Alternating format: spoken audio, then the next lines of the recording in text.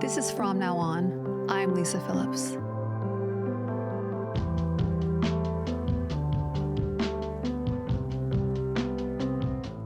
Just a heads up. This episode contains discussions of child sexual abuse, non-consensual distribution of child sexual abuse materials, grooming, and eating disorders due to PTSD. Some may find it upsetting. We encourage you to take care of yourself. Welcome back. It's Lisa here. I just want to take a moment to thank you for your support in helping to build our platform. If you haven't already subscribed, please do so, as it helps to get our message out into the world, and drop your comments so we can better understand your needs. Today, we have our first male survivor. Although I'm excited to have more of a deeper conversation with men, I'm aware that with men, there's a lot of shame in speaking out. But as we're all finding here in this safe space, shame is dissolved when you step into the power and strength we get from speaking out and joining a community of people that truly care about your healing journey. This discussion is going to be a heavy one, but it's one of the most important conversations we'll ever have together. My guest today has been through hell, surviving child sexual abuse, having images of them shared without consent, being groomed, and dealing with eating disorders on top of all of it. And here's the worst part. The very people who should have protected him, schools, the police, institutions that exist to help, they completely failed. Evidence was mishandled, warnings were ignored, and like so many survivors, he was left to pick up the pieces all alone. We're not just talking about the trauma today. We're talking about the system that allows this to keep happening. How are the schools still sweeping this under the rug? How are predators getting access to minors on apps with zero safety measures in place? And for the LGBTQ youth, where are the safe spaces to actually connect with people who get them without being exposed to danger? Also, sex ed in high school is a total joke. No one teaches kids how online predators actually operate. No one warns them about how grooming really works. And that needs to change. That's why you need to listen to this conversation. This episode is about more than just calling out the problem. It's about demanding change, because from now on, we're shifting the shame from survivors to the predators, and they should be scared. Welcome to From Now On. Today's guest is a survivor, advocate, and storyteller, passionate about creating safer spaces for vulnerable communities. After navigating complex trauma, Albert Flores used his voice to raise awareness about online safety, survivor support, and mental health. Outside of advocacy, they find joy in modeling, exploring the entertainment industry, and expressing their self through cooking. Albert believes in the power of community, conversation, and reclaiming his own narrative. I am so grateful today to welcome Albert Flores to From Now On. Welcome, Albert. Hi. Hi. Nice to meet you. Nice to meet you too. We've met before. Yes, we have. Back when I was in the modeling world. Yeah. Mm-hmm. So tell me a little bit about when you were little. What was your big dream or goal?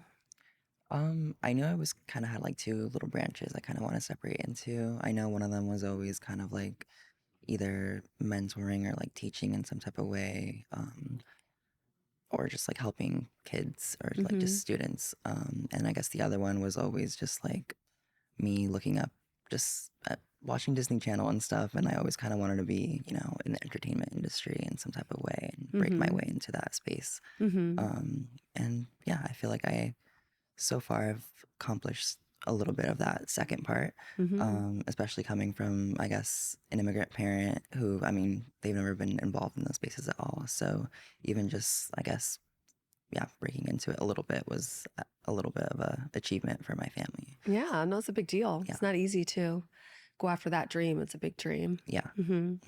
Yeah, me too. I was the same way when I was little. Yeah. All I wanted was to be in the entertainment business as well. Oh yeah. It's, I mean, the stars and everything. It's just, you mean, you see everything online or on the news and you kind of want to be in that space. But I mean, I feel like I kind of am working my way towards it still. But I mean, I'm glad that I was able to break into it in some way. Good. So you're part of the LGBTQ community. Yeah. When did you first realize that you were gay? Honestly, since I feel like as far as I can remember, I remember being in kindergarten and I always knew I was different from other boys. I was always friends with like the girls and stuff, and just hang around them, like, you know, during recess and stuff like that. And I just kind of always knew it was different. I didn't know, like, I guess back then what being gay was, but again, I just knew something was not the same as other, you know, boys growing up. Because I just remember specifically like having Cinderella being my favorite movie, and like there was just like different things, that boys typically wouldn't do. Right. And You started noticing that difference. yeah, and so just growing up, I guess I kind of struggled with it, of course, a little bit because me not really knowing what it was, and then I feel like back then I feel like the gay community still wasn't as accepted as it is a little bit more now.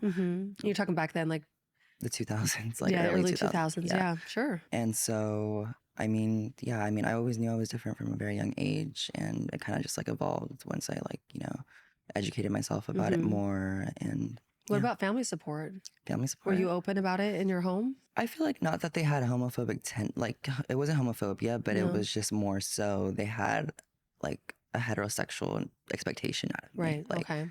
and obviously I wasn't like exhibiting that towards them, and me requesting to put Cinderella on or having like pink being my favorite color and stuff like that. And I just remember being those like having those conversations like again at a very young age, and again I wouldn't really know why they were asking, you know, having Right. concerns about it, or Well, they were trying to naturally steer you away from it a little bit. Yeah. Okay. because I even remember like kindergarten too, like my teacher had like a little conference with my parents, and she let her know like, oh, he's, you know, hanging around with girls more, and you know, he's definitely different Oh, than really? and I remember They overhearing called your that. parents in for that?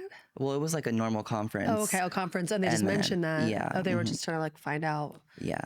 And so I just remember early on just kind of always having that little, not because it was homophobia, but again, just me looking through media and stuff, I always had a little fear that, I don't know, they would kick me out or something. But I just kind of like held myself back a lot From your growing up. own personality. Yeah. Letting that shine. Okay. And it wasn't until maybe like high school, middle school that I was like able to finally like kind of accept, you know, this is what it is. And I didn't really like, I cared about their opinion, but it wasn't, it didn't matter to me as much as it did back then, I feel, because I was a little bit more confused. And now, well, I guess when it did happen, I was able to find myself a little bit more. And Is that because there were other kids in the school that you found that were similar, or role models on TV? Yeah, actually, I remember in elementary school too, like I was walking home and there was like a student behind me, and I overheard him saying like that he felt that he was like a girl in a boy's body. And I remember that always kind of like, I had never heard that before, and it definitely stuck with me for like, for a while. I still remember it to this day. Right. But yeah, it definitely like made me interested in like what that means for me, and just like, how I can explore that. Because I knew, again, like I related to that, what he said, and I understood like where he was coming from. So is it during that time you joined a dating app? It was towards, the end of middle school, beginning of like my freshman year of high school. Freshman year in high school? Yeah. I didn't even know you were allowed to be on dating apps that young. Yeah. No, you aren't. But I feel like I grew up in Orange County, and just the little environment that students had, I feel like there was a lot of my older like sisters, like friends and stuff like that.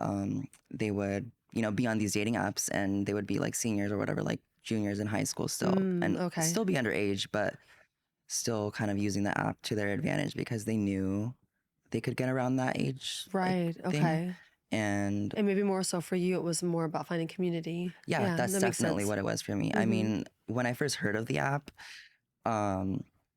it was through media, and just when I had first like met my first like gay friend in like the city I was living in, and I know he had actually been on it like in high school too. So this is a dating app geared towards the LGBTQ community. Correct. Okay. And so I remember just hearing of it like my freshman year, like end of middle school, and I downloaded it. And again, like I didn't go on there seeking a relationship. I just kind of wanted to see if there were people like me around me. That makes sense. And eventually, yeah, it kind of turned into something darker. But But how were you able to bypass the age restrictions on it? well, specifically, I guess bringing up just like my friends going on like say Tinder or stuff like that, they would actually be able to get like flagged on their like profiles with because you would put your profile picture up and you obviously wouldn't look Yeah. an 18-year-old. So they would get flagged and their accounts would get taken down. But the way Tinder was set up and like these other, I guess, heterosexual apps, Right.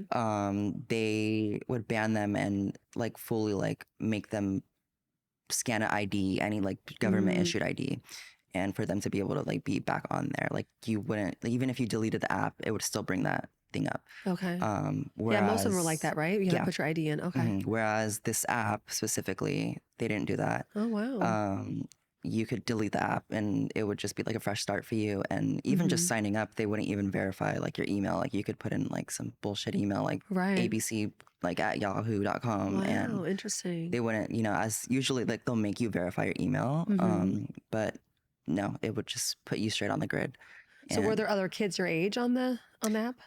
Yeah, because I think that's what I also realized early on was, of course, I knew my friends had been on it. Like my first gay friend that I had met earlier, like in high school, he had mentioned it to me, and I knew because he, I mean, obviously heard of it from someone else. So again, me kind of like looking if there was anyone like me around me.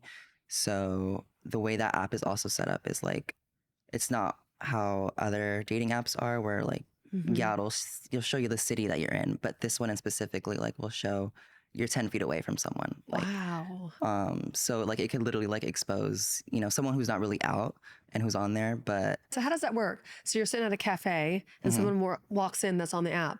yeah, and It actually can connect you and be like, this person's on the app? yeah, I've heard of that. Yeah, and I've heard scary stories of, you know, people just working their normal job and like they're just on it and some stalker customer will come in and, you know, like harass them like crazy, and just because they found them on the app and they think because they seen them on there that gives them the right to like talk to them in some, you know, dirty way or just being disgusting towards them. Yeah, no, I could see that would happen, but that's not around anymore, right? You're not able to do that still? Yeah, you're still able to do that. That's pretty much the main reason why people go on there, I feel. But no, yeah, I mean, for me, like, again, I knew I wasn't the only minor on there, and you could also filter how you wanted to see people on there. So when I was on there, you could specifically say that you wanted to only see 18-year-olds. And in my mind, I thought, okay, all these other minors are going to lie that they're 18. So I'm just going to look through their pictures and kind of like, you know, talk to whoever like kind of looks my age. Right. And eventually I realized older men were kind of using that same tactic where I was setting that filter on 18, and where I was kind of just looking for friends, these older men were looking to target literal underage men, like because they knew, again, this little culture was on that app and it was easy to find in that way. So how do you connect with others on the app? Like, how did you connect with others on the app? For me, I honestly, I was never the one to reach out to anyone. But again, I know I put my profile picture up, and at the time, I was like 14. I looked like a baby. Like, yeah, I know you still do. Yeah, and so I mean, for the app, I mean, there's moderators who have to approve your profile picture. So there's another aspect of like where the app is like failing to protect, like, you know, people, because obviously someone has to approve those photos for it to be up, and someone's seen a minor on there and approved it. Oh, wow. Which was, you know, me. And so, yeah, I was never the one to reach out to anyone, and I was kind of always waiting for people to reach out to me. I was never on there to like look for sex or whatever, or just like, have a hookup or anything. But I guess it eventually kind of turned into that because these men would kind of like literally like groom me into sending them like nude pictures. And did it start off just like that? Yeah. Asking for a nude picture? It just started off as nude pictures. And then did you feel comfortable giving it to them? Or you just were like, oh, this is my new friend? I feel like at the time, because I was also in high school, and then seeing like my other friends get their boyfriends and talk about, you know, certain things like that, I was also kind of craving that in some type of way. Right, that makes sense, yeah. And yeah, I just kind of wanted something to talk to about with my friends and stuff like that. So yeah, at the time it seemed very comfortable for me, and I never had like a really second thought about it. Yeah, it seems comfortable and innocent Yeah, because you're assuming they're the same age as you. in the moment. And Yeah. so I guess sometime in my freshman year, these two men decide to, well, one of them actually apparently Mhm. knew me from Mhm. my high school because I guess he had graduated Mhm. a year before I entered the high school. So I was a Okay. freshman, he was a senior, had just graduated. Okay. And I had no idea who he was, but apparently he knew who I was for some Mhm. reason. And just because like he had gone through my high school and stuff like that, I was like, okay, well, this is someone near me. Like, okay, Mhm. could be, I don't know what I was thinking, but like it Yeah. was just like, okay, this is someone near me and they're actually talking to me. I don't know. It was just Mhm. something different because like back then, yeah, like I feel like not many gay open Right. kids were Yeah. in high And you had school. the connection of the high school. Yeah, And how old were you at that time? I was still 14. I was my freshman 14. year. Okay. So this guy graduated, so he was at least 18. Yeah, he Okay. had just turned like 19 or something like that. Can you share what happened? Yeah. So pretty much it was just like a school night and they had asked, or well, he had asked me if I wanted to participate in a three-way with them. Mm-hmm. And that was just like, yeah, my first like ever conversation about that. And so Mm-hmm. I guess in some type of way I was like, oh my God, like this is really happening. But in the Mm-hmm. moment, yeah, like on messages and like text, like hypothetically, like it sounds, I guess, interesting. Yeah. But Sure. like in the moment when, obviously like I snuck out of my house that one school Mm-hmm. night and they picked me up from like my neighborhood and I just remember like fully blanking, like immediately getting into their car. Like I can't remember like just Mm-hmm. where I was going or anything like that. Mm-hmm. Um and yeah, I just remember just kind of regretting what I got myself into. Mm-hmm. But you didn't know. You didn't know when you got in Yeah. the car. Uh-huh. I mean, what did you think in your mind with threesome was? You thought it was a little more innocent, of just like Well, I mean, playful I feel fun, like, or of course, I knew what it was, okay, but yeah. like, yeah, I don't know. It was just for him to have been like a 19-year-old. I mean, Yeah. when I turned 19, I could have never imagined, getting with Mm-hmm. someone like a 14. freshman. Yeah. Yeah. They brought me over to like one of the other guys' apartments. Mm-hmm. And I felt like it was kind of, I don't know, it felt like comfortable for me a little bit because we kind of also had to sneak into their house. So I was like, Mm-hmm. okay, wait, they're also younger people. Like, and it's not like Mm-hmm. they're Yeah. these older guys. And so I guess the night goes on and eventually they decided that they want to pull out their phone and record me. Mm-hmm. And so in that moment, like immediately once I already got in the car, I was just kind of agreeing with pretty much everything they kind of said and like Mm-hmm. not really like, yeah, I just didn't really know Mm-hmm. what to do. Like I never had the experience of saying no, especially in that Mm-hmm. moment. And yeah, it was just, I feel like I had that fear of like doing anything. Just cause like I was already in Mm-hmm. the moment Mm-hmm. and like just I don't know, it was just kind of scary for me to Mm-hmm. like say anything. So of course they record it and on our way out of like the apartment or whatever back to the car, I overhear the one that reached out to me initially say like, oh, we can make a bunch of money off of this. Oh no. And immediately like that like put like such a weird thought in my mind and I was Mm-hmm. like, wait, like this is a lot different than what I thought it was going to be. Like even after that, like I just kind of already felt like just used Yeah. and Mm-hmm. like yeah, like they were just gonna drop me off at my house and forget about me, like whatever. Mm-hmm. And so I asked the guy, I was like, can you send me the video? Like I want to see like what like it Mm-hmm. has or whatever. And my face is in it. And my best friend at the time that I was telling her about the whole situation, she got a hold of my Snapchat and downloaded the phone or the video to her phone.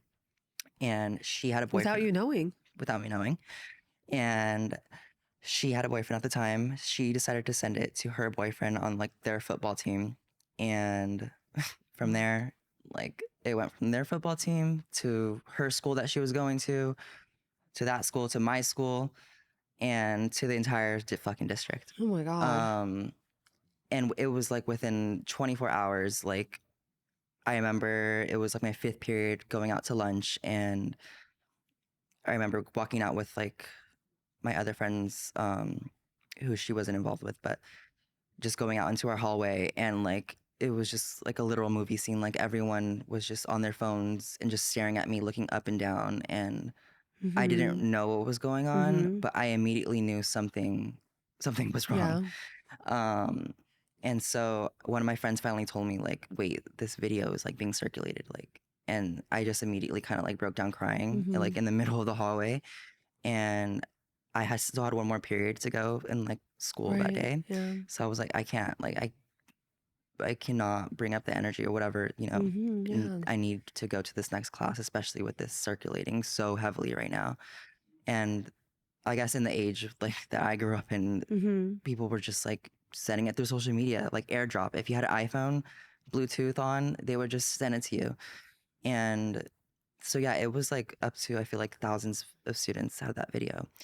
And so, But nobody said anything to you during that period, no, the first few it hours. was just like no one really, yeah.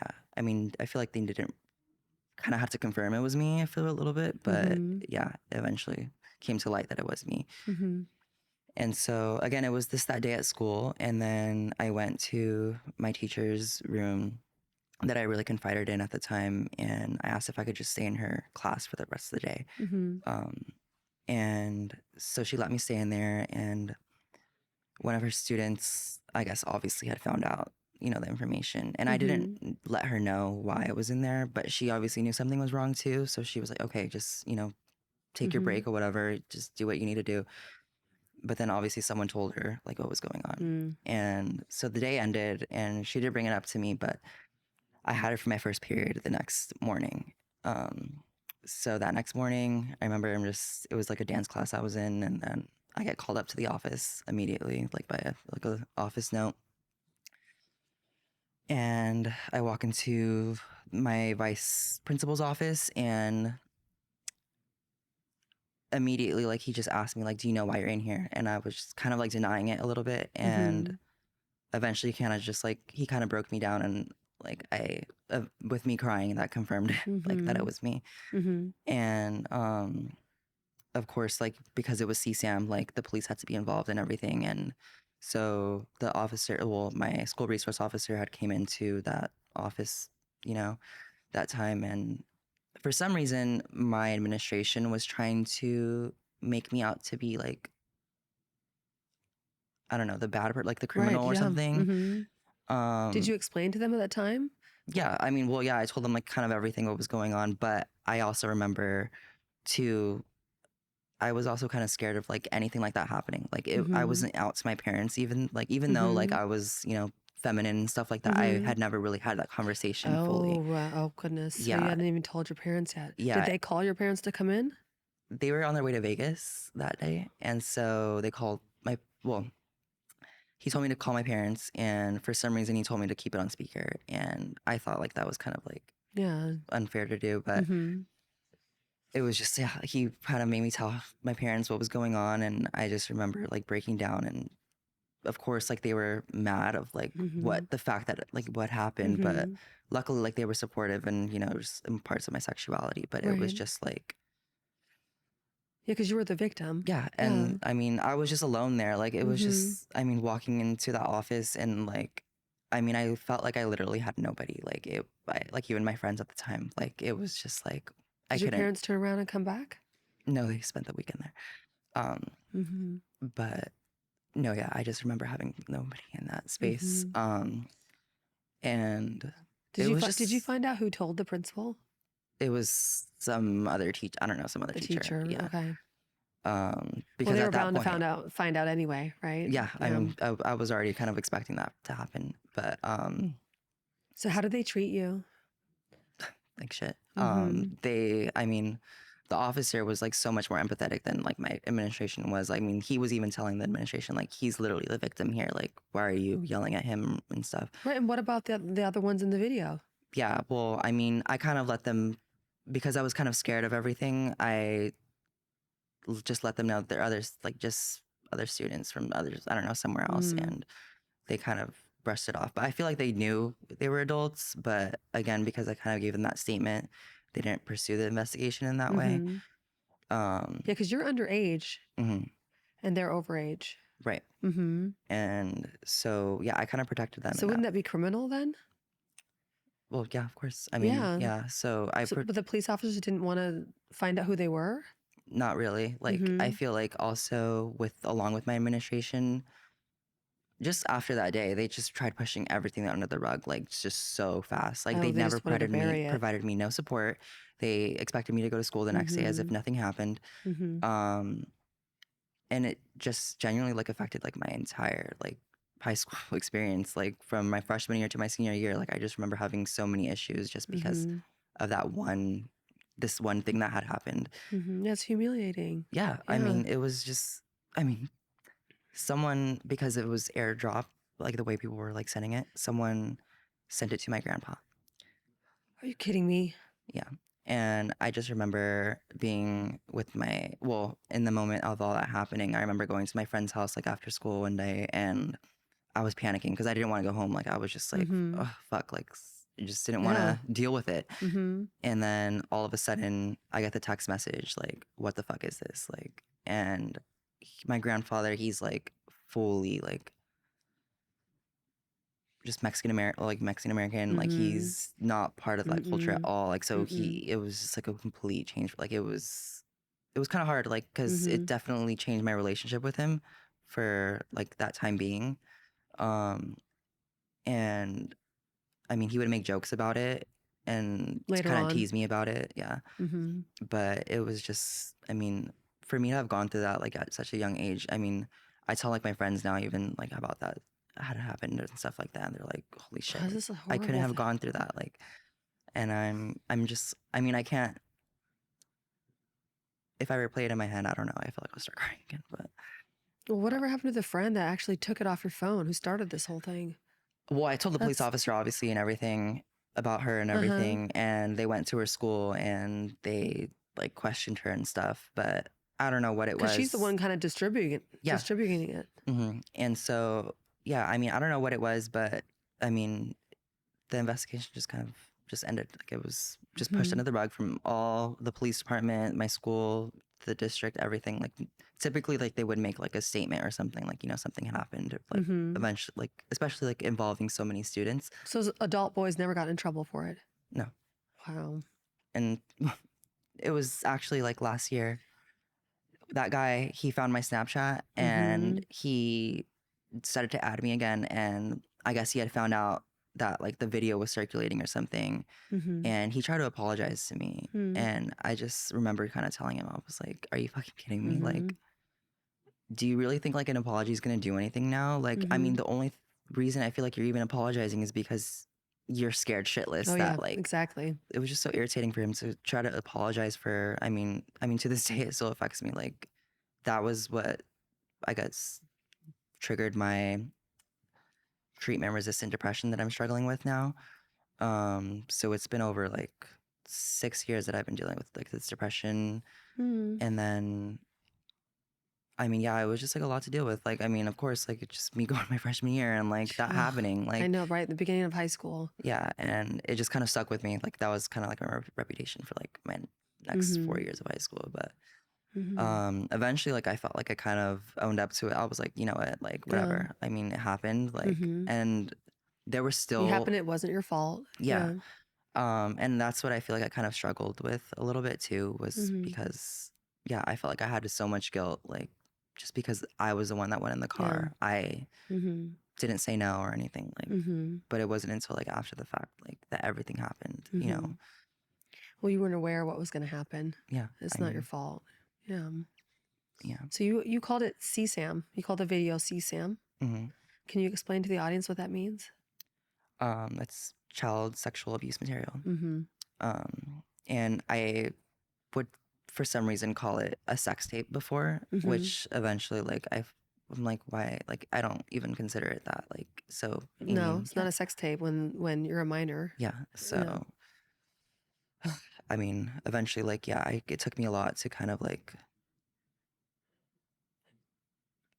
realize that I was a victim in that. Mm-hmm. But Yeah, because they didn't tell you from the start what was going to go down. yeah, I mean, it was just, I mean, there was no guidebook or anything like telling me how to go through it, especially like me being the only like openly gay person at that time at like Mm-hmm. in my high school. Like it was, I don't know, it was a lot. Yeah, but even during this time, it would be a lot. Yeah, And I people are mean, a no, lot more yeah, open now. I can't even imagine if this, I wouldn't wish it on anyone. Like, it was like the worst thing that I had feel like I'd gone through. But yeah, it was, I mean, it was a lot to deal with during my high school. I mean, I'll still remember it to this day. And I will never forget the fact that like my administration just kind of fully left me to just deal with it on my own and not, I mean, even if I did bring it up to them during school, stuff like that would trigger me or something like that, they would fully dismiss it and So just, they never even set you up with a therapist? no, nothing. Like, I pretty much had to find everything on my own. Like, even with my parents, like, I feel like they weren't as open with therapy or just doctors and stuff like that. So, I mean, yeah, I was literally on my own looking for therapists, calling therapists on my own. And Oh, that's like, good. That's good. Were you able to get some help and talk to yeah. someone? Okay. And then, I mean, yeah, I definitely worked through that for some time. And then I was able to stay off the app for like a while because, I mean, obviously it traumatized me, but I think it wasn't until like my junior year again when like, or it was actually COVID, when COVID happened, that I downloaded it again. And I was So you still in high school. downloaded it again to get back on the app. And I was in high school again. And you said those boys were from your high school, but were they on the app? They were on the app, yeah. Yeah. But no, yeah, I lied to defend, them from the police at the time. I was scared about like anything happening. I was Yes, you out at probably the didn't mention time. the app at all. I mean, I mentioned it to them. Oh, you did? Okay. Yeah, yeah. But it was just like, because the app is kind of, you're a little bit anonymous on there. Once you're off there for 30 minutes, you're off the grid. Like you're not appearing on anything anymore. So none of the history was available after you got back on it a few years later. No, yeah. And especially too, because I was able to like delete the app and like make those bullshit emails. Okay, Like none of my stuff Yeah. was saved. So yeah, it was just so easy for me to kind of get back on there again. So during COVID, a guy reaches out to you. You do a little Googling and you realize he's the older brother of a famous influencer family that created content geared towards children. He was also a Vine star back in the day. What did you think when he first tried to connect with you?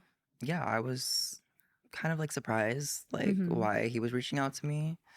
Because again, I had my profile picture up there and I looked like a child. And for him, well, he said that he was like his early 20s, like 21 or something like that. And you were how old? How old at that time? I think I had just turned 16 or something. And so yeah, I remember he added me like on my Snapchat and everything. And immediately I kind of noticed that like his username looked a little like official.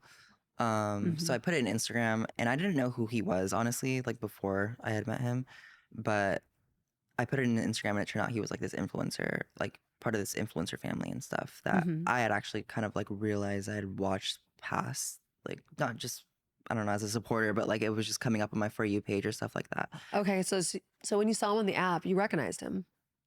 Not immediately. Not immediately. Okay, you looked him up, and then you thought, oh, okay. Yeah. This guy's kind of a big deal.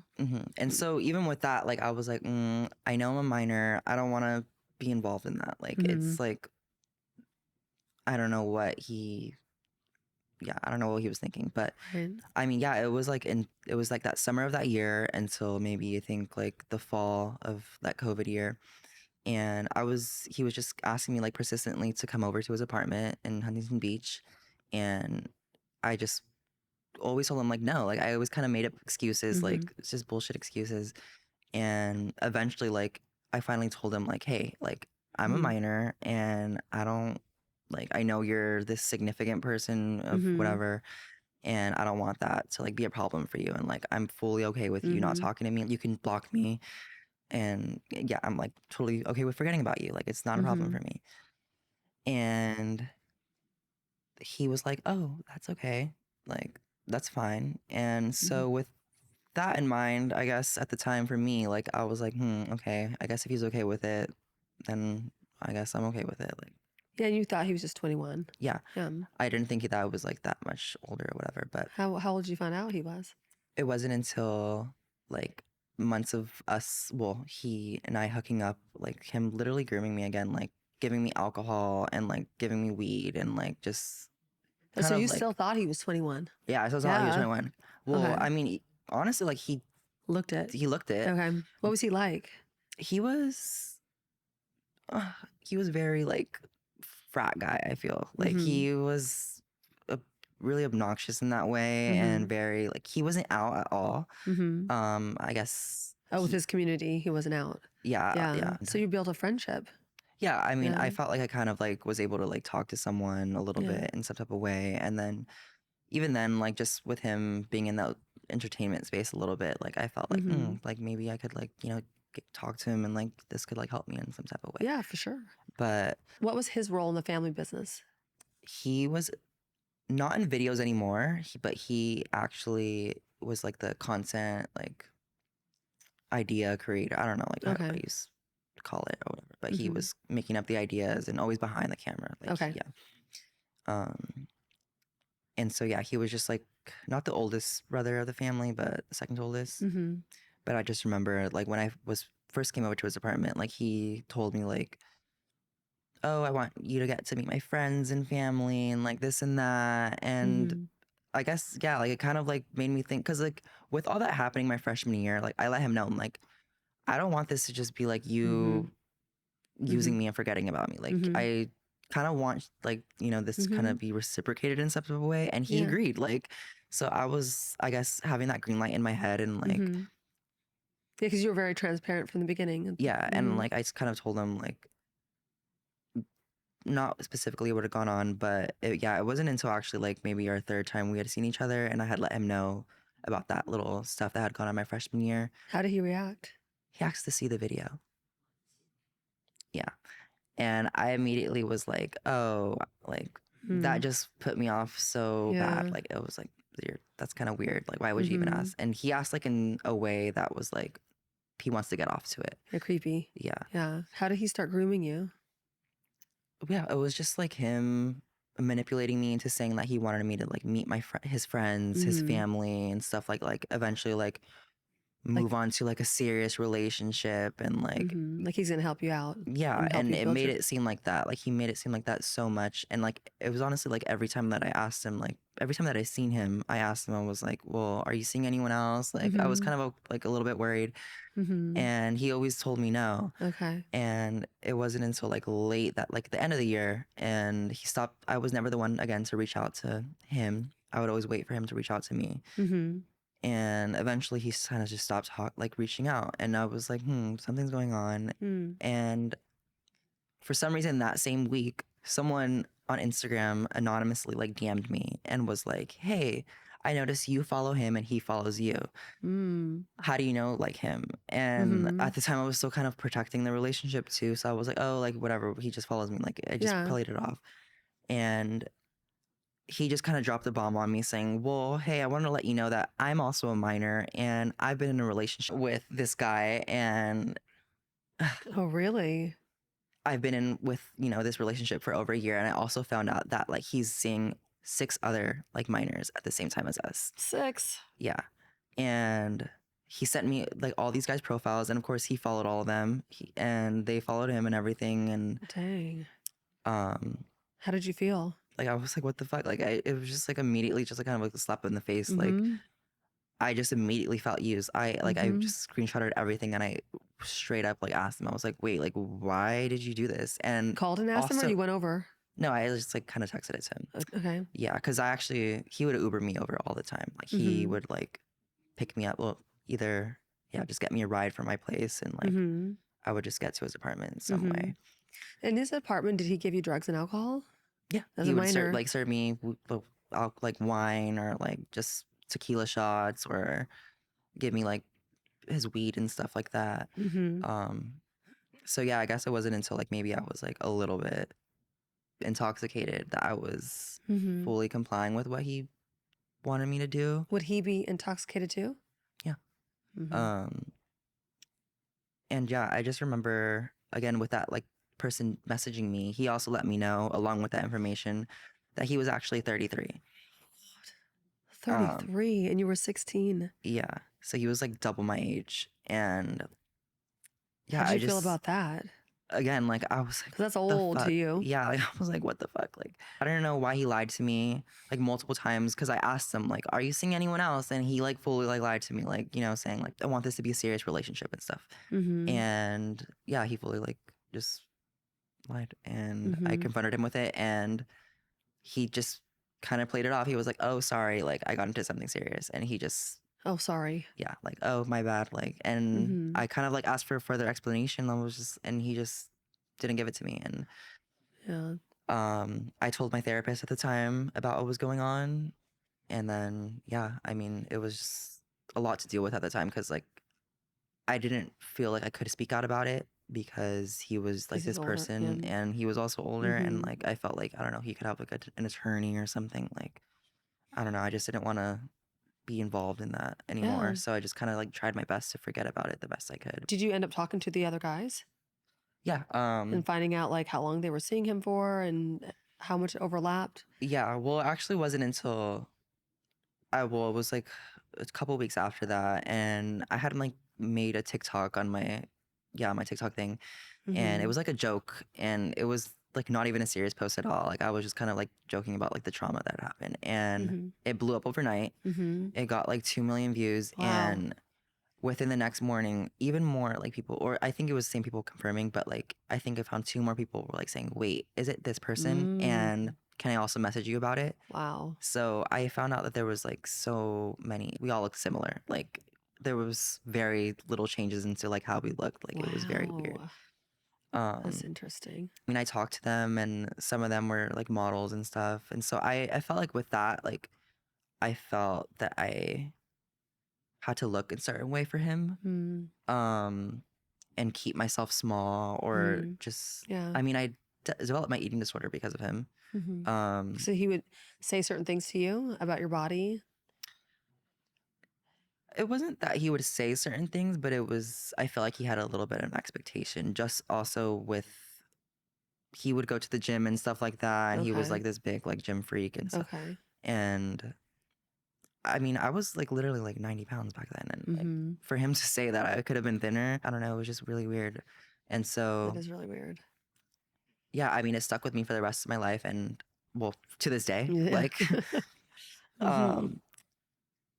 and yeah, I mean, I developed so much body dysmorphia because of him. Like, I would literally look in the mirror and like, luckily, I mean, I was hospitalized for it like just not too long ago.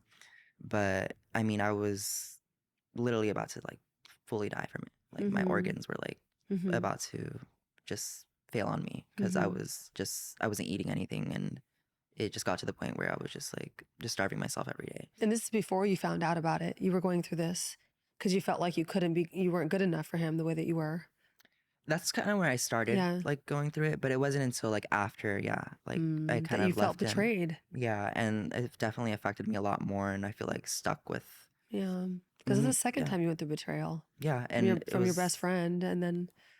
Yeah, and so it was just crazy to deal with. Like it was just a lot. I mean, how were you able to heal through that?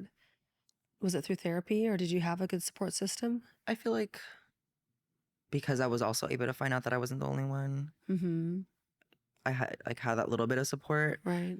But I mean, again, I feel like I was again on my own again. Like it was, I couldn't really talk to any other of my other friends about like this kind of happening, something similar to them. Yeah, no, I know exactly what that feels like. Yeah, and so it's just like, I just literally felt alone. Like even with my therapist, like it just kind of like a shock to her sometimes. Like, but yeah, I mean, to this day, I still deal with like I developed PTSD from him. I mean, because there was a point where I had such bad insomnia and I would have constant nightmares about him. Oh God. So after you confronted him, did you ever talk to him again? No, he like fully just forgot about, like, it was just, I was ghosted. Like it was as if nothing had happened. So that's what really also affected me too, because like I seen that he was living this luxurious life and he left me to just literally, struggle with what he left me with. And has he ever been outed? Like, is anyone in the public eye know about him? I don't think so. No, still a secret. Yeah. Well, I know the last thing that he posted on his Instagram was like literally the first day he met me, and he hasn't posted since. But I mean, I know he had the guy that he did stick with.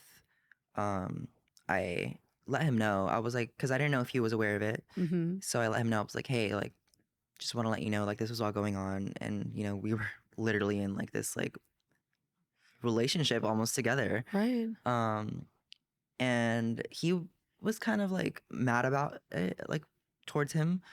But it wasn't until like I think a week later he was like, "Oh, I talked to him," and he was like, Mm-hmm.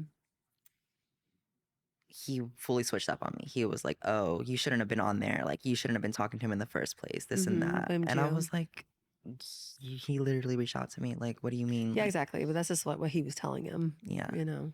So yeah, it was just like kind of annoying to deal with, like the fact that he was trying to hide that, or not even hide it, but like, because I'm sure he fully admitted to Mm-hmm. it, but it was just like it wasn't even a big deal to the boyfriend, I guess. Like, Mm-hmm. so it just pissed me off. But I mean, yeah, it was just like a struggle to deal with seeing him living like that. Well, you And tried. You tried to yeah, warn him. So. yeah, So after you saw the therapist, what happened next? Did you ever go to the police about him? yeah. Actually, it He, wasn't until that TikTok that I had posted, okay, and okay. then I told my therapist about it. Did he see the TikTok and know that it was about him?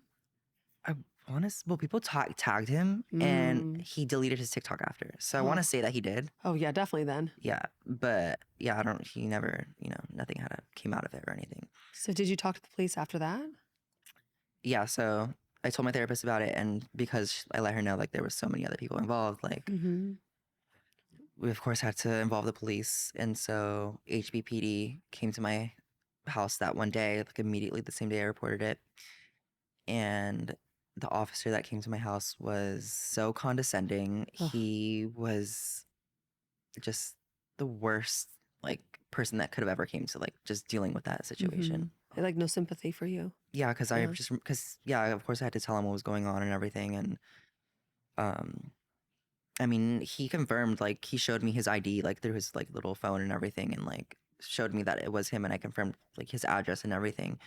um but yeah, I was telling him the story, and like it was also like because my mom had to be there in front of me and everything. um but it was just like so awkward and embarrassing and I'm just sure. uncomfortable, like, Yeah. and just for him to also like look at me with just such disgust, like he was like, why, like again, like why were you doing Mm-hmm. that in the first place? And I also kind of felt that was the one time I genuinely think I did feel like a little bit of homophobia from him. Mm-hmm. um just because again it's Huntington Beach, and then Mm-hmm. he just looked at me with the just complete disgust, Yeah. like he was like as if like he didn't want to deal with it at all, like he didn't want to be there. Yeah. Huntington Beach is very surf city, macho. Yeah. Yeah. And then I mean I kind of had like a little hope too, because like they're all about like using the term grooming against the LGBT community, like, Mm-hmm. So he did and use that term. yeah, he used it. Okay. So I mean, because I mean I brought it up to him too, and like he brought it up to me, and I mean I had that little hope because like again Mm-hmm. they're kind of like conservative, so I Mm-hmm. thought like they would actually like pursue some Mm-hmm. type of justice for me. But I mean I sent in all the evidence that I had, all the screenshots of like him sending me like nude pictures and all the Mm-hmm. other stuff from all the other people that had like reached out to me. And the detective called me like a week later, and he was like, "Oh, we lost all your evidence. Can you send it again?" They lost the evidence. Yeah. And I was like, "What do you mean you lost the evidence? Like, how does that happen?" Mm. And so, I mean, luckily I had it all saved, so I, sent it to them again. But it was just so frustrating to deal with because, I mean, to this day, there's been nothing. Like, it's still open, that investigation. And the fact that, like, they showed me who he was, like, confirmed who he was. Yeah, they know who he was and they know his age. So I don't understand Yeah, why they would. having the address and everything. But, like, they kind of wanted me to get a cold call out of him so that we could get a Like confession out proof. of him. Yeah. But what about And the other guys? Why didn't they come forward too? most of them were in, like, other states, actually. Other states. Yeah. I think there was only like 2 that were in LA. Okay. Yeah. And I think the other were like in Arizona because he would constantly travel too. So I think, I don't know, he would have That's like a even boyfriend in worse. every city or something. That's But even worse if he's bringing them across state lines and he's going across state lines. yeah, I mean, most of them, for the majority of it, like we all kind of like grouped together and had that like support. But for the most part, like we felt let down from like the police department because like I guess they didn't reach out for like their perspectives, and they were like, no, like they fully have to come here, and like it was a lot for them to cross the state lines and like Mm-hmm. do that. Mm-hmm. Yeah, it's Um, a lot. So yeah, it was just frustrating to deal with the officer because like he just didn't do his job, and Mm-hmm. he kind of, yeah, it just felt So like they they never weren't brought him trained. in for questioning. Nothing at all. So and then the fact like that they told me like, oh, we can't find him anymore. Like I Mm-hmm. was like, what do you mean? You showed me But did you say it comes from like a powerful family on TV? like a pretty significant family like on YouTube and stuff. Like he's pretty up there with children content. Mm-hmm. Which is What do you mean by also, children content? he makes like stupid videos. So I don't want to say stupid. Oh, okay, yeah, like the Like teens and stuff watch these dumb videos and stuff. So yeah, he's like popular on YouTube. Okay, so you feel like he probably did talk to them. He probably did talk to them, and maybe they believed him more so. maybe. I Maybe, yeah. mean, well, luckily, like most of the guys that I didn't find out that were also involved, like again, like we kind of grouped together and like we Good. were, I guess, supportive towards each other. Mm-hmm. But they were like the two, I guess, that were like kind of, Scared, maybe yeah, didn't want to. scared, Yeah. and some of them were also kind of like blaming us. Mm-hmm. I was like, you have a little bit of healing to work through, Yeah, exactly. but I mean, yeah, I mean, I know I couldn't like force anyone to like, come with me and do No, it, you but can't. like, I mean, I mean, it was on my own timing too. Did you ever report the men on the app? I mean, I let the police officers know, You know, but okay, like so you let of them like know the everything. environment that I was in, Mm-hmm. but I mean, nothing came out of it. I mean, like, Mm-hmm. yeah, like I feel like they told me like, oh, we know about it, like, but there's nothing we can do because like it's not happening in front of them, or you know,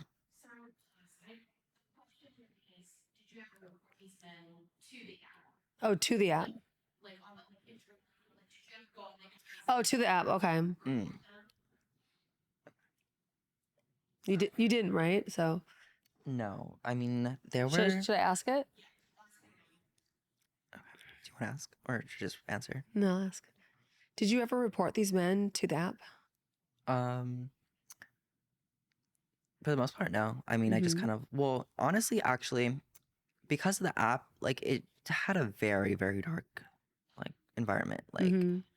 not only was just like the hookup culture, but there was a really, really bad substance abuse issue on there. And there was also like another issue I feel like that was on there for like the minors that are on there too, because Because they're allowing them on. yeah, and I've seen just like stories of me going through TikTok and stuff, and I see like people going through like the same thing that I went through, but for some reason these, guys introduce them to substances and they're like fully, addicted. It's usually like meth that they're Mm-hmm. on. Really?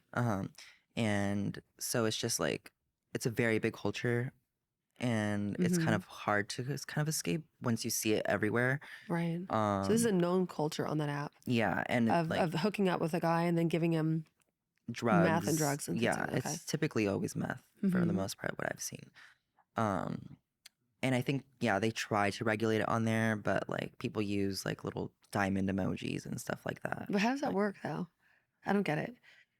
well, I mean, I guess I don't know. I don't even know either. I mean, people are on there and like they just see like the emoji and they associate with, okay, this So if you person see the does drugs. emoji, then you know that's a hookup where you can Yeah, get meth. either that or people put like the capital T, Okay. which stands for Tina, Uh-huh. Christina Meth. Oh wow. Yeah. So is meth like a thing to have sex with that makes you feel more Apparently, loose and yeah, I guess erotic? I don't know. Like, yeah, I guess. I don't. okay. I mean, I've never seen the appeal about it, but like, Right. I just hadn't heard that one. I always thought it was like a Coke or something. it's either that or meth, yeah. Mm-hmm. Um, but no, yeah. I mean, I just the dark culture on there. I mean, because I mean, there's people that have been like try to approach me on like just messages and like try to like Right. bring that around me. And I mean, I've had family members that struggle with substance abuse. So I'm like, get the fuck like, Yeah, away from yeah. me. Good for you. Um, Yeah. but Yeah, I mean, I had known about this app just coming from the fashion world yeah, in New York. A mhm, lot of my friends were always talking about this app. So I knew it was a very dark culture and a hookup thing. yeah. I Yeah. mean, no, yeah. I mean, when I did turn 18, like that's when I was actually able to use it. Did you ever find like a healthy relationship on the app? Yeah, where kids were just wanting to Yeah. get together and connect. Yeah. It wasn't until like I graduated high school that I met this guy, and we were together for 2.5 years. Mm-hmm. And it wasn't until my hospitalization last year and a half ago that he Mm-hmm. passed away. Mm-hmm. I mean, he definitely helped me with my healing a lot. Mm-hmm. Like, he was one of the first men to ever come into my life to like treat me positively Good. and Yeah. like just not like act like a creep or anything like that. I'm Like so it happy you was had that experience. and it was just like my first experience to, like experience, I guess, Mm-hmm. love in some type of way and like genuine like happiness within a relationship, which I Mm-hmm. never had that before because I Mm-hmm. just felt like so comfortable with what I was going through before that like it was just I kind of expected that from my future and Mm-hmm. like for that, for it to come at that time that I feel like I needed it. Yeah. Mm-hmm. It was just kind of unexpected, but I know he helped me heal like a lot of my trauma from that. That's good. Yeah, Um, because you needed that support. yeah, Mm-hmm. it was definitely helpful. I mean, especially considering like just with my parents on their own, even with me telling it, like the Mm-hmm. stories, they're supportive, They've but come around. yeah, but we've had arguments where like my mom kind of still victim blames me. And that's Yeah. why I feel like hurts me the most because Mm. I'm like, I Mm. just would rather talk to you about it. I don't want, Yeah. to have my mom yell at me for something that like I feel like I had no control over. Mm-hmm. And like, Yeah, you didn't have control over it. yeah, because I mean, yeah, it wasn't until like I feel like again I met my first boyfriend like Mm-hmm. that I was actually able to learn to say no and like Mm-hmm. say certain things to like defend myself and like Good. I mean, luckily, like there was never things like that where I had to defend myself within Mm-hmm. a relationship, but like, But at least you're seeing the difference between something that's super unhealthy and something that's right, healthy. yeah. So it was a Mm-hmm. complete change. Good. Uh, Good. You deserve that. yeah, but Mm-hmm. yeah, I mean, he did pass away, so it was kind of hard to deal with that. But Well, if you could go back and talk to Albert pre-app, what would you tell him?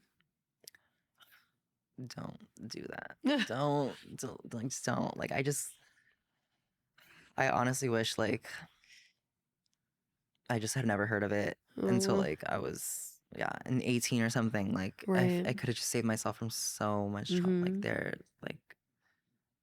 there was another instance that just I felt like I was truly in a life or death situation with Sure. a Yeah. man, and it was again a school night, and I just Mm-hmm. one of the times I felt so vulnerable, like Mm-hmm. I didn't know what to do, and I felt Yeah. like if I did say something, like I would be harmed, like or Mm-hmm. not be able to go to school the next day. Yeah, that's scary. Um, and yeah, for the most part, like when most of these things did happen, like again, like I kind of just went to school the next day, like nothing happened, like it. Mm-hmm. So it was, yeah. I mean, again, like I feel like most of it came through the PTSD that I dealt with Mm-hmm. because it came through a lot of nightmares for me, and I had a lot of trouble like sleeping, Mm-hmm. um, which was again another issue for my family too because like all the symptoms that I was dealing with, they thought like you can get over it, like it Mm-hmm. happened, it's over with, like Mm-hmm. people, I don't know, I feel like they always say like worse things have happened to other people, Yeah. That's but not fair to say that. yeah, but It's not I very mean, empathetic. yeah. Yeah. But I Especially when mean, you're going through this kind of thing, you need someone who's just really just there for you. no, yeah, You know, yeah, for sure. I are there mean, any safe spaces in the LGBTQ community that you found? I honestly no. I Really? mean, No. I don't think so unless you have like a really good group of friends. Uh-huh. Do you have that now? Yeah, I mean, I think I do within the gay community at least. I don't know. Some people can be a little snobby and like Yeah. just. I feel like you see that with Like a little every. demeaning and like Yeah, looking down on you for certain things. yeah. Yeah. Because I mean, yeah, I remember even being like my It's first gay judgmental. club experience that when I went to, like it Mm-hmm. was people, I don't know, looked at me in some type of way, like I don't know what it was about me, but like it was just, yeah, I just Even knew at a not gay to, club?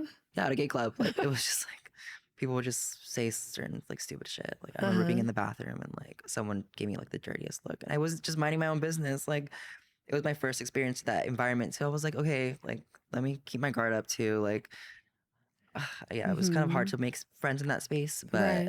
again, like it was, I guess once you're able to find that secure group of friends, you're good to Mm-hmm. go. But Was that here in the entertainment world? yeah, I was here More in so LA. here, right? Yeah, I was gonna say I could feel that sometimes going to Yeah, clubs yeah, too. that's here in Yeah. LA. But no, yeah, I mean, for the most part, like again, I would just tell myself, Mm-hmm. don't go on there. I feel like I would have saved myself from so much trauma that I'm dealing with or Mm-hmm. dealt with, and just We've all the had health issues that I'm like dealing with now, like just the treatment-resistant depression, which I actually just started doing something called Spravato for. You tell me about that. And I just started doing that in December. Um, and my psychiatrist referred me to it, and it's again for treatment-resistant depression specifically. But I think the FDA just approved it for like you can actually go if you have like, any type of depression, just for any type of therapy. But what is Um, it though? it's a nasal spray. It's like a Uh-huh. medication. Oh, okay. It's a version of ketamine. That you can just take nasally? Yeah. Wow. So they give you like 3 sprays, and they like monitor you and everything. And they give you like a journal to like write about like your experience and stuff like that. Is But this something you have to do in the office? yeah, Or you can- they don't let you take it home or Above anything. us. Yeah. So in the office, you can do it. You do the nasal 3 sprays, Yeah. and then it does something to you, puts you in a certain state. It just puts you, for me, I felt like it just kind of let me put my guard down. Like I felt like I was just with all like the stuff that I had dealt with, like all the trauma that I just was stored in my body. And like, I felt like I was just so tense all the time. And yeah, I remember the first time I did it, like I just broke down crying. Like cause I just felt like so released, like for the first time. Like I just felt like I wasn't like, I don't And know. that's what it's supposed to do to you. Yeah. To get you to that stage where you can actually have that conversation with your therapist and probably Right. reveal a little bit more. Probably And goes also, a little deeper, right? and it's also supposed to like, I guess, rewire some like brain nerves or something like that, or brain waves that were like, I guess, previously affected with the depression that like died off or something. But Do you feel like it's helped? yeah, I definitely think so. Oh, good. It wasn't until I think December when I was able to like stay actually a little bit stable within my depression, because honestly last year after my partner died, it was really like a lot, like losing him like was just like I felt like it was my last actual form of support, like that I could actually talk to and just like be there with. But yeah, it was a really, really dark year for me last year. Like, I mean, again, when it all happened, like that my freshman year, like I was kind of considering suicide, like, because just with all it happening, like it was just so much to deal with. Like it was all of it coming, like running through my mind, like it was just so crazy. Like I just can't imagine like how, I don't know how I dealt with it. Like, I don't know how I got through it, but of course, yeah, I got through it. But And you found the strength. I feel like for the most part, I've healed, and I'm still on my healing journey, of course. And with this, I feel like I can make some type of awareness within the gay community, because I know this is a really big issue that's still going on to this day. And that app is still not regulated at all. But I mean, yeah, I mean, That's shocking to me that it's not regulated after all these years. yeah, You I know, mean, it's I'm just, sure that people are complaining about it. And well, it's actually owned by like some Republican CEO, like crazy, like white guy. And I'm like, oh, it makes sense. Like, why aren't you defending? Like, I don't know. Like, you're kind of just like using like these. I mean, for the moderators to at least know what's going on. Like, I'm sure they know what's going on. yeah. Yeah. So you had quite a few institutions that failed to advocate and support you. Oh yeah.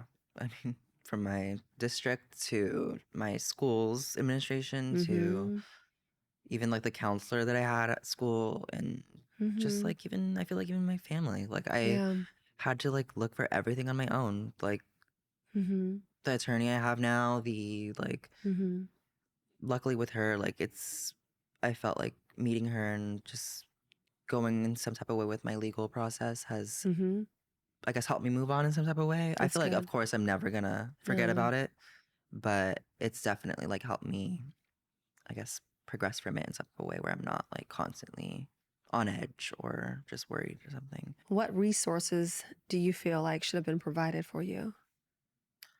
Well, from my school, like immediately, like they should have just like reached out and just been there more for me, like just been a little bit more empathetic at least. Like I felt like just with them saying, oh, just take the next day off and, you know, come to school the next semester and next 4 years, like, and you're going to be like, this is not going to stick with you for the rest of your reputation, you know? I mean, of course, it's high school. Like, yeah, of course it's going to. Yeah.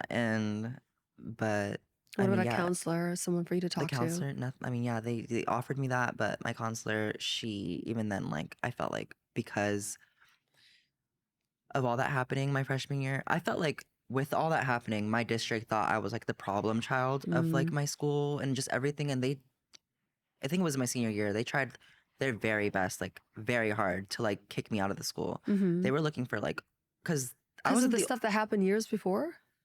yeah. I mean, well, I wasn't the only student actually like that was going through stuff like that. I Mm-hmm. mean, at that school, specifically also just with even other students harassing like students, and they would report it, and the school would do nothing about it. Because I remember having that happen to me too with like another student within my dance class, and I reported it, and luckily with that like case, because I was actually able to speak out, even more people like in my class were able to talk about that specific person. But again, I just remember in administration, like whenever it came to something within like like something sexually or anything like something taboo or something like that, they would very much push it under the rug and not give you that support at all. And if anything, if you did try to report it, again, like they would kind of flip it on you and like be like, well, why are you doing that in the first place? Like, why are you doing those behaviors and stuff like that? Well, it should have been about the distribution of these non-consensual images. Yeah, I I mean, mean, that's what the main thing was. yeah, and they literally failed They to didn't have your say anything about that. They didn't do anything. Like, I'm pretty sure to this day, some people have that video on their phone. Like, Hmm. so, I mean, they failed so bad to protect me. Like, they, from the police, like, I mean, luckily they were a little bit more empathetic, but it was just, yeah, from the legal and the education, just everything that I just was going through at that time. Like, it was all, they all failed to support me and to protect me. And yeah, I don't know. It was, I felt like I could have been offered so much more. And I felt like that's what kind of caused me in my senior year too. I was part of a yearbook class, and I was a senior editor or something. And I decided, me and a couple of other students that had gone through some like stuff similar, where we have gone through injustices within our administration, we dedicated like this one page where we just spoke out about those experiences, and it was published in our school's yearbook without like our administration knowing and everything. And it, because I was the creator of that, I remember even after graduating, the administrator like messaged me, and he was like, "This is defamation, blah blah blah. Like, we can get an attorney." And I like fully defended Really? myself. I was like, "I know the law. Like, this is not, this isn't defamation. Like, No. this is a fact. This is what happened, and you failed to protect your students, and Good you're for lucky you. I didn't provide like a Title IX, law, like report or anything." Yeah, he was trying to Because bully you. yeah, and I was like, "You're not gonna scare me, especially after high school. Like, now that you're not even in charge of me. Like, Yeah, and even then, like, say it like it is. It's what happened. yeah, and Can I yeah." ask you, were there other incidences like this in your high school that had to do with boys and girls? Like this happened to a girl? Mm-hmm. And Yeah. how did they handle that differently? Just so that I know in high schools it happens a lot to girls.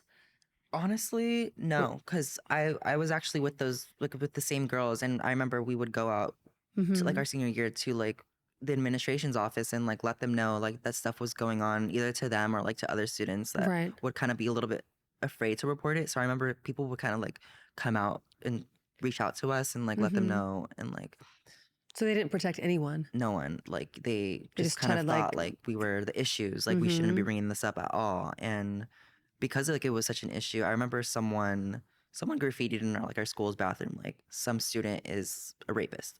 And because I had that little reputation of like me advocating for other Right. people, the administration immediately thought that was me that did that, and they wanted to like suspend me for it. And I was like, okay, With no proof. with no proof at all. I was like, with like, why do you even think this was me? And they're like, well, you reported this person before. I mean, that senior year they tried doing their very best to like get rid of me. And luckily I Gosh, you graduated put and up with everything. a lot in that school. Oh my God, I have so many other stories. Like, Well, I'm so it's, happy you survived. yeah, but I mean, it was a lot to deal with. High school was a fucking bitch. I mean, it's like a bitch for a lot of people, but you definitely had it, and I'm sorry your parents weren't that supportive of you during that time. Yeah, I mean, it's still a little bit of a struggle, but Right. I mean, for the most part, I'm really glad, like, I mean, just with the first relationship I had, like, I was actually able to find a safe space Yeah, to talk to, and good. just like, you know, just be open again, and yeah, just be able to talk to someone without being criticized, Yeah. like without like from my parents, like stuff, like I don't know, like I feel like I could, they give me that space to talk to them, but it just like always kind of comes with some lecture or whatever, which of course I feel like that's with any parents, but like Yeah. specifically with the topics I talk about, it's just kind of Yeah. unnecessary. No, you need a little more sensitivity for that. Yeah. So it's really frustrating. I mean, having them, because I mean, I feel like one of them might see this episode and be like, "Why are you still talking about that? You need to get over that." No, it doesn't work like that. You don't need to get over it. Yeah. You're on your own healing journey, and it takes time. And sometimes it's a whole lifetime Yeah. of healing to deal with this. Yeah. No. It's Yeah. traumatic what you went through No. Yeah. Well, several with the times. eating disorder alone, Yes, like when I was exactly. hospitalized, like Yes. I was literally on my deathbed. Like they told like at the time I was still with my partner. I mean, it wasn't until 2 weeks after he passed away, but they were educating him on everything on like how to approach someone with an eating disorder, because I was eventually going to live with him, and he was like, going to take care of me and stuff like that. Good. But yeah, I mean, with that, like I remember the doctors telling me like, this is likely something like you're probably going to deal with like for the rest of your life. Yes, we do. And you know, it's very likely that you'll relapse, into something. Luckily I haven't gone to like that far back to that point. I mean, I Good. still feel like I still have those tendencies, Well, but because you have good support around you now yeah, and healthy relationship now. of course, for Good. sure. So you're Um, going through a really good healing journey. You're yeah, I feeling think good so about for the things. most part. Yeah, just with like, I've learned to like keep my family out of it. I mean, I know it would I had to learn definitely how to do help. that too. Yeah, like I know it would help me a lot just having them there, or just having that support. But it's just like at this point, I'm just like, yeah, you're with me or you're not. Like, Exactly. so it's just like I know this And there's happened a to big me. difference, right? When Yeah. you're with you or not. There's no in between. Yeah, again, and I think in one of your earlier episodes too, like you said that you felt like you had some convincing to do with your family, and that's what I felt like I had to do too. Yeah. Like it was, And you shouldn't have to. yeah, like it felt like just with me telling them, yeah, I don't know, it was not realistic, or like that couldn't ever happen to something, or like someone like you, or what actually happened. But it's just crazy to deal with this world. You seem like you're dealing with it pretty good now. Yeah, I mean, for the most part, yeah, I think so. Yeah, it's good. Yeah. There's a lot of strength and power in speaking out about it, No, yeah, for sure. Do you feel that way? Yeah, I think so. Okay. Like, I feel like I've always kind of been that way. Like, I've always been able to speak in terms of like advocating for other people, even if it wasn't for me. Just speaking out for other people, and like when just like their rights were being infringed upon or something like that. But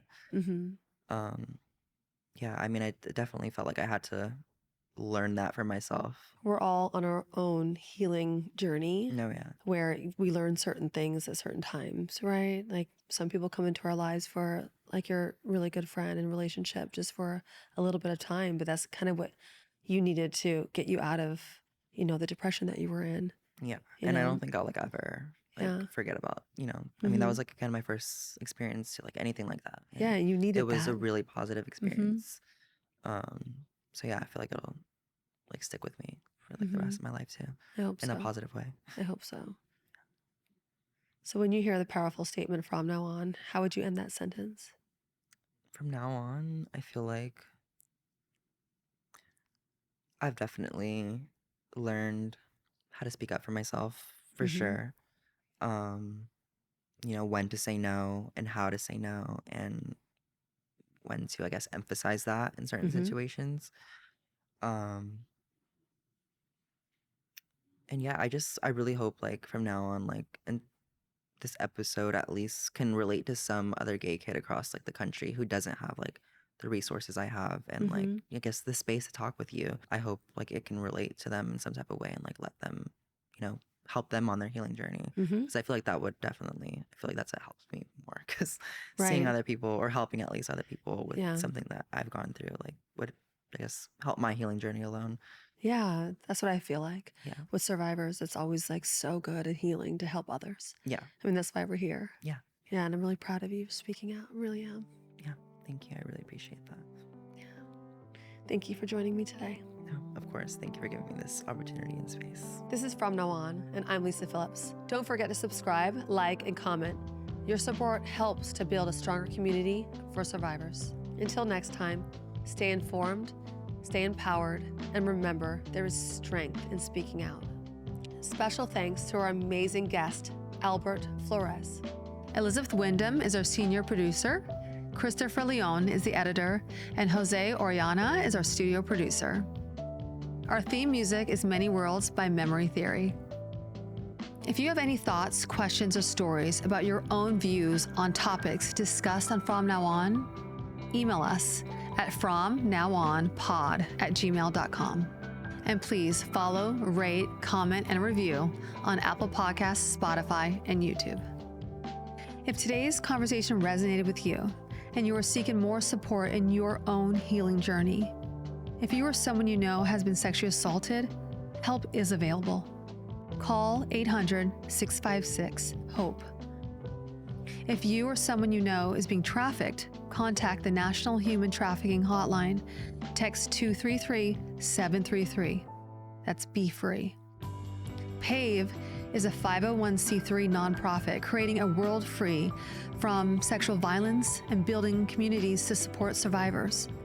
To learn more, go to shatteringthesilence.org.